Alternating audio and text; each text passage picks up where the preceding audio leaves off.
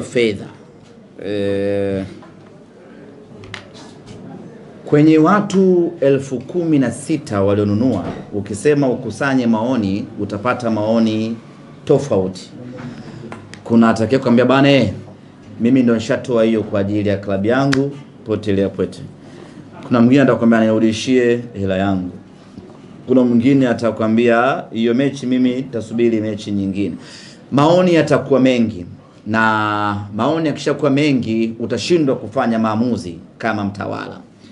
Kwa hiyo maamuzi ambayo yamechukuliwa ni maamuzi ya kiuongozi ambayo yanaweza yasikufurahishe leo, lakini yakakufurahisha muda ukifika. Itakapofika Simba Day, viingilio vimetangazwa, alafu ukakumbuka ya kwamba una tiketi yako ya VIPB, utakuwa unakenua mwenyewe chumbani. Kwa hiyo hayo ni maamuzi ya kiutawala. Tusingeweza kuanza kukusanya maoni watu wanataka nini ama watu wanafikiria nini. Sisi kama watu wenye dhamana ya kuiongoza Simba tumekaa, tukafikiria na tukafanya maamuzi yaliyokuwa sahihi kwa maslahi ya wanasimba. Lakini kitu muhimu ni kwamba fedha ya mtu haitapotea hata shilingi moja. Na ndio maana mwanzo nikasema jasho la mtu haliliwi. Fedha ya mtu haitapotea, kila mtu fedha yake ataitumia muda sahihi ukifika. Muda huu imeshashindikana. Na kwa sasa wanasimba, wala tusiwaze kuhusu fedha. Hata kama fedha yako ilikuwa ni angama na umetoa hiyo mchagoni, lakini achana na kuifikiria hiyo fedha kabisa. Tufikirie ubingwa wa Afrika. Jambo kubwa lenye maana, lenye thamani kwetu sisi wanasimba hivi sasa ni ubingwa wa Afrika. 30,000 yako, 30,000 yako, 20 yako ama 7,000 yako au 2,500,000 yako utaisahau tarehe 25 saa 12:30. Mosepe yupo katikati ya uwanja wa Amani, anamkabidhi Mohamed Hussein Shabalala kombe la Afrika. Utasahau kama walitoa shilingi 30,000 alafu imewekwa pending. Kwa hiyo fikra zetu wana Simba ni ubingwa wa Afrika. Kuhamishwa uwanja, anauliza, inawezekana ni figisu. Kwenye level ya kiutawala hatuwezi kusema ni figisu. Tunasema ya kwamba CAF wamefanya maamuzi yaliyokuwa sahihi kwa upande wao, kwa maslahi ya mpira, kuhamisha uwanja kutoa Benjamin Mkapa na kwenda uwanja wa Amani. Na lazima tufahamu ya kwamba katika kitu ambacho CAF wanapigania zaidi ni mwamko wa mashabiki kuingia uwanjani. Kwa hiyo CAF wangependa sana mechi ichezwe katika uwanja wa Benjamin Mkapa, kwa sababu wangepata uhalisia ya kile ambacho wanakitaka. Nitakwambia mfano mzuri tu. Mechi ya Pyramids na Mamelodi Sundowns pale Afrika Kusini, kuna uwezekano mkubwa mashabiki wakaingia bure wa Mamelodi, kwa sababu hakuna, hiyo timu haina mashabiki. Mechi hiyo ya Pyramids na Mamelodi pale Misri, kuna uwezekano mkubwa mashabiki wakaingia wachache ama wakaingia bure, kwa sababu hiyo timu haina mashabiki pale Misri. Lakini kwa Simba Sports Club mashabiki 60,000 unawapata vizuri Benjamin Mkapa.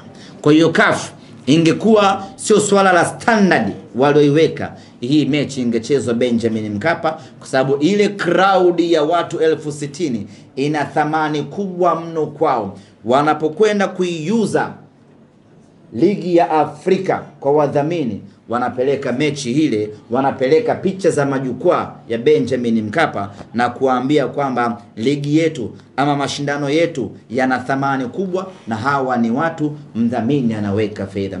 Kwa hiyo CAF hawezi kuwa wamefanya figisu eti za makusudi kutupeleka uwanja wa Amani ambao unaingiza mashabiki wachache mara 3 ya Benjamin Mkapa. Ni kitu ambacho sisi tunaamini hakiwezekani. Na kama wanavyosema, kama kuna Mtanzania amefanya figisu, hakuna Mtanzania yoyote anaweza aka influence maamuzi ya CAF ya kuitoa Simba Benjamin Mkapa na kuipeleka uwanja wa Amani. Hawa wengine wanajilambagula tu, lakini hawahusiki chochote, na tunafahamu ya kwamba wamefurahi Simba kwenda kucheza uwanja wa Amani wakiamini ya kwamba sisi tunashinda kwa sababu ya nguvu ya Benjamin Mkapa. Wanasahau kama sisi tunashinda kwa ubora wetu, na ndio maana tumeshinda Tunisia, tumepata sare Libya, tumepata sare Angola. Hakukuwa na Benjamin Mkapa huko na bado Simba tukafanya vizuri. Hata uwanja wa Amani tunakwenda kufanya vizuri na hawataamini macho yao. Swali la mwisho, wananchi, bonasi. Mambo ya bonasi haya ni mambo ambayo yapo kwenye mikataba ya wachezaji. Hii inafahamika vizuri tu bana. Azania, tumalizie swali la mwisho hapa, alafu tukapate lunch mchana huu. Nashukuru sana kwa maswali yaliyoulizwa na Bwana Ali Thabit na mwingine ambaye sikusikia jina lake. Utulivu. Tutatoana kwa makofi. Asante, nashukuru kwa maswali ya Bwana Ali Thabit pamoja na mwandishi mwingine ambaye sikusikia jina lake. Nitayajibu, lakini sio kwa mtiririko wa jinsi yalivyoulizwa, ila kwa namna ambayo itaeleweka mtiririko mzuri zaidi. Bwana Ali Thabit hapa aliuliza, amesikia hii benki ya Azania ni benki ya matajiri, na anauliza ni kwa jinsi gani mwananchi wa kawaida au Mtanzania wa kawaida anaweza akanufaika nayo. Kwanza niondoe hiyo fikra ya kwamba hii ni benki ya matajiri. Hii ni benki ya wazawa ya Watanzania. Umiliki wake inamilikiwa na mifuko ya hifadhi ya jamii kwa kiasi kikubwa. Mfuko wa hifadhi ya jamii kwa sekta ya umma, mfuko wa taifa wa hifadhi ya jamii, ile ya kwanza ni PSSSF na hii nyingine ni NSSF, mfuko wa taifa wa bima ya afya, mfuko wa fidia kwa wafanyakazi, pamoja na benki ya maendeleo ya Afrika Mashariki. Lakini pia kuna wamiliki wengine wenye hisa ndogo ndogo ambao ni Watanzania wazawa. Kwa hiyo benki hii ni ya Kitanzania, iliyoasisiwa na Watanzania, inayoendeshwa na Watanzania, inayohudumia Watanzania walioko ndani ya nchi na nje ya nchi. Kwa ndani ya nchi tuna matawi karibu mikoa yote ikiwemo na Zanzibar.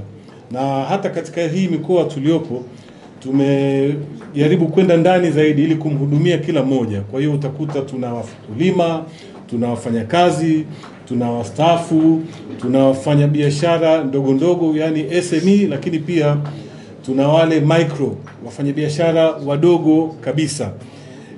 Jaribu kufikiria jinsi gani tunamfuata Mtanzania. Tunaweza kuwa na matawi maeneo kama Kagongwa, sijui kama wengine mnapafahamu, kuna Katoro, kuna Nyarugusu, kuna Tunduma. Kwa hiyo kona zote za Tanzania ukiacha ile miji mikubwa, kote huko tunapatikana, lakini pia tunapatikana huduma zetu kwa njia za kidijitali.